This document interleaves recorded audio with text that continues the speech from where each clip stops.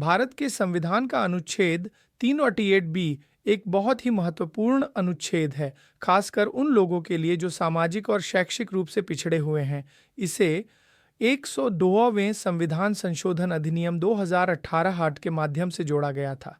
सरल शब्दों में अनुच्छेद 338 बी राष्ट्रीय पिछड़ा वर्ग आयोग national commission for backward classes NCBC की स्थापना और उसके कामकाज से संबंधित है।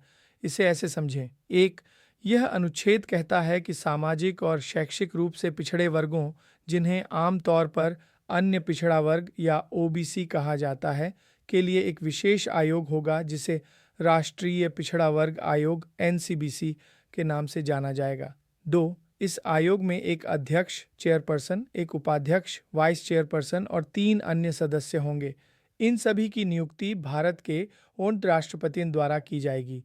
उनकी सेवा की शर्तें और कार्यकाल भी राष्ट्रपति द्वारा तय किए जाएंगे। 3, एनसीबीसी का मुख्य काम यह सुनिश्चित करना है कि पिछड़े वर्गों के अधिकारों और हितों की रक्षा हो। इसके कुछ प्रमुख काम हैं। जांच और निगरानी। पिछड़े वर्गों के लिए संविधान या किसी अन्य कानून के तहत दिए गए सुरक्षा उपायों जैसे आरक्षण की जांच करना और उन पर निगरानी रखना। शिकायतों की जांच। यदि पिछड़े वर्गों के अधिकारों का उल्लंघन होता है तो उनकी शिकायतों की जांच करना। सरकार को सलाह देना।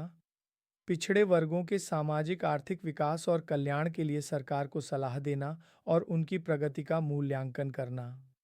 रिपोर्ट प्रस्तुत करना। आयोग अपनी रिपोर्ट हर साल और जब भी जरूरी समझे राष्ट्रपति को देगा। राष्ट्रपति इन रिपोर्टों को संसद के सामने रखवाएंगे।